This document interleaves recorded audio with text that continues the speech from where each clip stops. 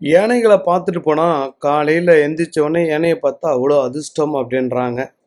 எவ்வளோ வெயிட் கொடுத்தாலும் அப்படியே தூக்கக்கூடிய ஆற்றல் இந்த யானைக்கு உண்டா. ஒரு சின்ன குண்டு ஊசியை கூட தன்னுடைய துதிக்கையால் தூக்கக்கூடிய ஆற்றல் உண்டு. யானை இருக்குதுன்னா அந்த இடத்துல ஜனங்களாக ஓடி வருவாங்க. ஏன்னா ஜனவசியம் உள்ள ஒரு ஜீவராசி யானை. இந்த ஒரு யானையை பார்த்தீங்கன்னா பல தெய்வங்களை பார்த்ததற்கு சமம் அப்படின்றாங்க. கிட்டத்தட்ட ஒரு 108 தெய்வங்களுக்கு இந்த யானை வாகனமாக இருக்குதான். யானையை பார்த்துட்டு போனோம்னா யோகம் வரும், அதிர்ஷ்டம் வரும்னு பல மக்கள் நம்புகிறாங்க. பல பேர் யானைகளை தேடி வந்து பார்த்துட்டு போகிறவங்க உண்டாம். யானைகளுக்கு உணவளிக்கிறது அதை விட தனிச்சிறப்பு அப்படின்றாங்க.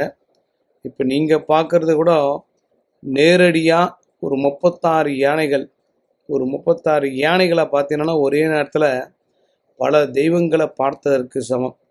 கேரளாவில் யானையை பார்க்கறதுக்குன்னே ஃப்ளைட்டில் வந்துட்டு போகிறாங்கன்னும் போது இந்த யானைக்கு எந்த அளவுக்கு சக்தி இருக்குது அப்படின்றத இங்கே வந்து பார்த்தா உணர முடியுது.